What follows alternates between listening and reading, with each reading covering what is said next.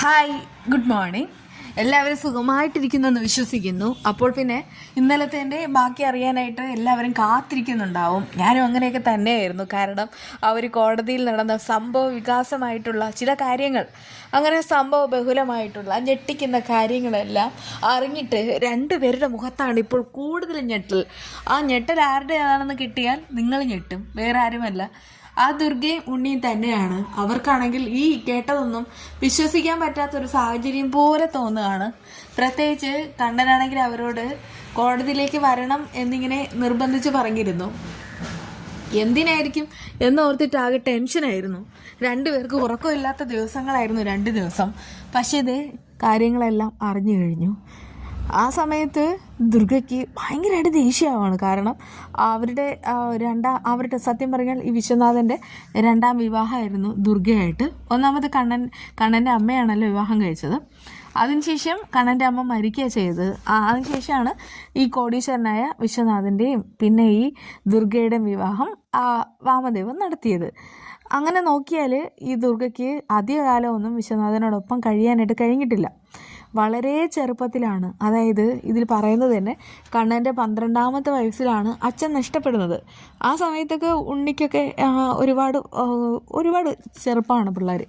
അതുകൊണ്ട് തന്നെ ദുർഗയും ചെറുപ്പമായിരുന്നു. അങ്ങനെ ഒരു ചെറുപ്പമായിരുന്ന ഒരു സ്ത്രീയെ വിധവയാക്കിയത്, അതും സ്വന്തം ഏട്ടൻ. ആ ഒരു വാർത്ത ഇറങ്ങിയിട്ട് ഈ ദുർഗയ്ക്കാണെങ്കിൽ ഒട്ടും സഹിക്കാനാവുന്നില്ല കേട്ടോ. ഈ കോടതി പെട്ടെന്ന് തന്നെ ഒന്ന് ഈ ഒരു ബെഞ്ച് അവസാനിപ്പിച്ചെങ്കിൽ ഒന്ന് വാമദേവനെ കാണാമായിരുന്നു എന്നുള്ള ആ ഒരു കാര്യം മനസ്സിലേക്ക് വരികയാണ്. അത് സ്നേഹിക്കാനോ സ്വീകരണം കൊടുക്കാനോ ഒന്നുമല്ല, അയാളുടെ മുഖത്ത് 2 പൊട്ടിക്കാനാണ് തോന്നുന്നത്. ആ ഒരു ദേഷ്യത്തിലാണ് വരുന്നത് കേട്ടോ. അതേസമയം അവിടെ എല്ലാവരും കോടതിയിൽ കൂടിയിരിക്കുകയാണ്. ഒരുപാട് പണം കെട്ടിവെച്ചിട്ട് അവർക്കുള്ള ജാമ്യത്തിനായിട്ട് മുത്തശ്ശിയും വക്കീലൊക്കെ ശ്രമിച്ചുകൊണ്ടേ ഇരിക്കുന്നുണ്ട്. പക്ഷെ കണ്ണനാണ് ഉള്ളത്. കണ്ണനാണെങ്കിൽ സകല തെളിവും ഹാജരാക്കുമ്പോൾ മജിസ്ട്രേറ്റിന് ഒരൊറ്റ കാര്യം മാത്രമേ വിധിക്കാനുള്ളൂ, അതായത് ജാമ്യം നിഷേധിക്കുക. കോടതിയാണെങ്കിൽ 2 പേരുടെയും ജാമ്യം നിഷേധിക്കുകയാണ്. അങ്ങനെ കൊട്ടേഷൻ കൊടുത്തവനും അതുപോലെ തന്നെ ആ ഒരു കൃത്യം നടത്തിയവനും തക്ക ശിക്ഷ തന്നെ കൊടുക്കാനായിട്ട് പോവാണ്. അങ്ങനെ ജാമ്യം നിഷേധിച്ച് 2 പേരെ ഇനിയിപ്പോൾ ജയിലിലേക്ക് കൊണ്ടുപോകാനുള്ള ആ ഒരു കാഴ്ചയാണ് കേട്ടോ. അപ്പോഴെല്ലാം മുത്തശ്ശി അലമുറയിട്ട് കരയുന്നുണ്ട്. ആ മുത്തശ്ശിയുടെ സങ്കടം കണ്ടിട്ട് പ്രതാപനും കരയാണ്. പക്ഷേ ഈ വാമദേവനാണെങ്കിൽ ദുർഗയുടെ ഉണ്ണിയുടെ മുഖത്തേക്ക് നോക്കാൻ പോലുമില്ല, ത്രാണിയില്ലാതെ അങ്ങനെ ഇരിക്കുന്നുണ്ട്. ഇനി എന്ത് പറഞ്ഞ് ഇവരുടെ മനസ്സ് മാറ്റും? കാരണം ഇതൊരു കള്ളക്കേസല്ല. അങ്ങനെയാണെങ്കിൽ ജാമ്യം കിട്ടിയേനെ. ഇതിപ്പോൾ സകല തെളിവുകളോടും കൂടിയ അവർ കൊലപാതക കേസാണ്, മർഡർ കേസ്. 2 കൊലപാതകികൾ അകത്തേക്ക് പോവുകയാണ്. ഒന്നാണെങ്കിൽ ഉണ്ണിയുടെ സ്വന്തം അമ്മാവൻ, അടുത്തതാണെങ്കിൽ ഉണ്ണിയുടെ ഭാര്യയുടെ അച്ഛൻ. അങ്ങനെ നോക്കുമ്പോൾ ഉണ്ണിക്കാണ് ഇതിൽ ഏറ്റവും കൂടുതൽ ക്ഷീണം. അയാൾ സങ്കടപ്പെട്ട് നിൽക്കുന്നുണ്ട് കേട്ടോ. കണ്ണൻ്റെ മുഖത്ത് പോലും നോക്കാനുള്ള ശക്തി അവർക്കില്ല. കണ്ണനാണെങ്കിൽ വളരെ എഫിഷ്യൻ്റ് ആയിട്ടുള്ള ഒരു വക്കീലാണെന്നുള്ള കാര്യത്തിൽ അവർക്ക് സംശയമൊന്നുമില്ല. നല്ലൊരു വക്കീലൊക്കെ തന്നെയാണ്. എന്തായാലും കണ്ണനും അനന്തും എല്ലാം കോടതിയിലുണ്ട്. അങ്ങനെ നമ്മുടെ മജിസ്ട്രേറ്റ് അവർക്ക് 2 പേർക്ക് ജാമ്യം നിഷേധിക്കുന്നുണ്ടല്ലോ. പോലീസുകാരാണെങ്കിൽ ജയിലിലേക്ക് കൊണ്ടുപോകാനുള്ള ബാക്കിയുള്ള ഒരു സാഹചര്യങ്ങളൊക്കെ സൃഷ്ടിക്കുന്നുണ്ട്.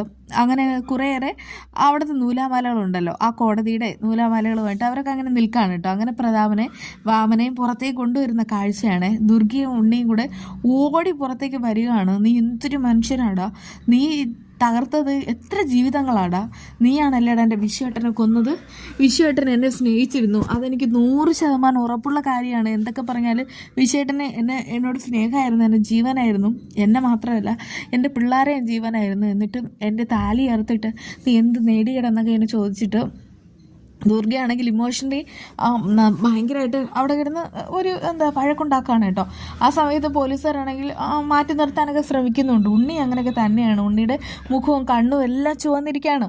വാമനെ മാത്രമല്ല, പ്രതാപനെ അവർക്ക് കൊല്ലാനുള്ള മനസ്സുണ്ട്. പ്രതാപനും പേടിയോടുകൂടെ നിൽക്കുന്നുമുണ്ട്. ഇനി എന്ത് സംഭവിക്കാം? ഇത്രയൊരു ചതിയിലൂടെയാണല്ലോ കരുണയെ തൻ്റെ ജീവിതത്തിലേക്ക് ഇയാൾ തള്ളിയിട്ടെന്നുള്ള കാര്യവും ഉണ്ണി ഓർക്കാണ്. അങ്ങനെ ഇവർ 2 പേരും കൂടെ ഒരു തിരക്കഥ ഉണ്ടാക്കി.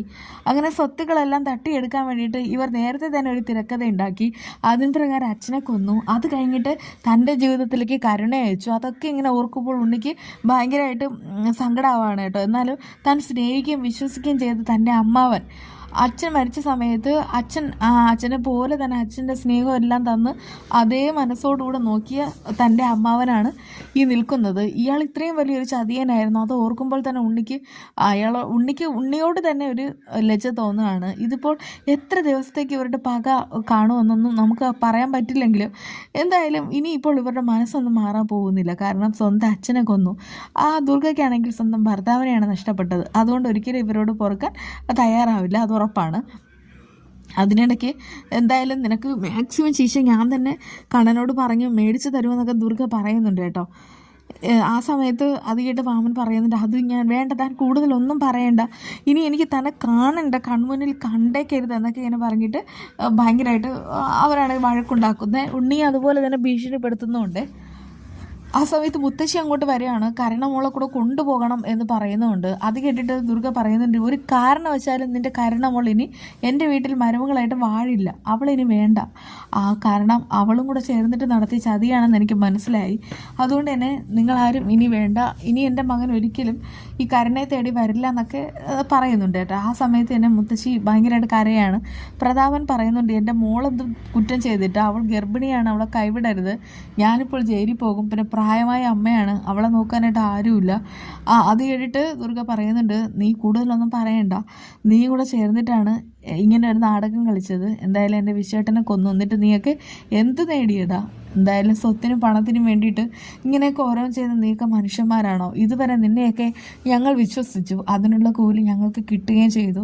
ചിരിച്ചുകൊണ്ട് കഴുത്തിറക്കുകയായിരുന്നു. ഇത്രയും വലിയൊരു ചതി ചെയ്തിട്ട് ഒന്നും അറിയാത്തതുപോലെ ഞങ്ങളോടൊപ്പം ചിരിച്ച് കളിച്ചു നിന്ന് നീയൊക്കെ ഞങ്ങളോട് കാണിച്ച ഈ ഒരു വൻ ചതി നിനക്കൊക്കെ ഈശ്വരൻ്റെ കോടതി ശിക്ഷ തരും. അതിന് മുൻപ് തന്നെ കോടതി അല്ലാതെ നോക്കിക്കോ, കണ്ണനെ കൊണ്ട് ഞങ്ങൾ ശിക്ഷ വിധിപ്പിക്കും എന്നൊക്കെ ഇങ്ങനെ പറയുന്നുണ്ട്.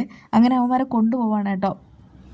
ആ സമയത്തെല്ലാം മുത്തശ്ശി ദുർഗയും ഉണ്ണിയും തേടി വരുന്നുമുണ്ട്. ഉണ്ണി പറയുന്നുണ്ട്, എനിക്കിനി നിങ്ങളുടെ കൊച്ചുമകളെ വേണ്ട, എന്തോരു അഹങ്കാരമാണ് അവൾക്ക്, അവളാണെങ്കിൽ വലിയ രാജകുമാരിയാണെന്ന് അവളുടെ വിചാരം, അതൊക്കെ നിങ്ങളുടെ വീട്ടിൽ മതി, എന്തായാലും എനിക്കിനി അവളെ വേണ്ട എന്ന് പറഞ്ഞാൽ വേണ്ട. അത് കേട്ടിട്ട് മുത്തശ്ശി പറയുന്നുണ്ട്, അപ്പോൾ പിന്നെ നിൻ്റെ കുഞ്ഞോ? അതൊന്നും ഞാനിനി ഒന്നും പറയുന്നില്ല, അവളാണ് ഒരു കുഞ്ഞിനെ നഷ്ടപ്പെടുത്തിയത്, അതിൽ നിങ്ങൾക്ക് പങ്കുണ്ടായിരുന്നു, എന്നിട്ട് ഞാൻ ആ സമയത്ത് നിങ്ങളോട് ക്ഷമിച്ചു, അതിനുള്ള കൂലി എനിക്ക് കിട്ടുകയും ചെയ്തു. ഞാൻ ഒരുപാട് തെറ്റ് ചെയ്തവരുണ്ട്, തെറ്റ് ചെയ്ത കുറച്ച് പേരുടെ വീട്ടിലുണ്ട്, അതായത് എൻ്റെ കണ്ണേട്ടനും വീട്ടെത്തി എല്ലാവരും. എന്തായാലും എനിക്ക് എല്ലാ കാര്യങ്ങളും മനസ്സിലായി കഴിഞ്ഞു എന്നൊക്കെ ഇങ്ങനെ പറയണം കേട്ടോ. ആ സമയത്താണെങ്കിൽ ദുർഗയ്ക്കും സങ്കടമാവുന്നുണ്ട്, മഞ്ജുവിനെ കാണണമെന്നൊക്കെ ആഗ്രഹം തോന്നുകയാണ്. എന്തായാലും ആ സമയത്ത് അവരാണെങ്കിൽ അവിടെ നിന്ന് പോകുന്നുമുണ്ട്. ഉണ്ണിയും പിന്നെ ദുർഗയും കൂടെ കണ്ണനെ നോക്കുകയാണ്. അപ്പോഴേക്കും കണ്ണൻ പറയുന്നുണ്ട്, ഇപ്പോഴെങ്കിലും നിങ്ങൾക്ക് കാര്യം മനസ്സിലായല്ലോ അല്ലേ? എല്ലാത്തിനും സാക്ഷിയായിട്ട് ഒരാളുണ്ടായിരുന്നു, മഹാലക്ഷ്മി കാരണമാണ് ഇപ്പോൾ സത്യങ്ങളെല്ലാം പുറത്തു വന്നത്. ഇനിയിപ്പോൾ യുവമാരെ ഞാൻ വെറുതെ വിടില്ല, നിങ്ങൾ ഇനി എന്തൊക്കെ പറഞ്ഞാലും യുവമാർക്ക് മാക്സിമം ശിക്ഷ മേടിച്ചു കൊടുക്കും.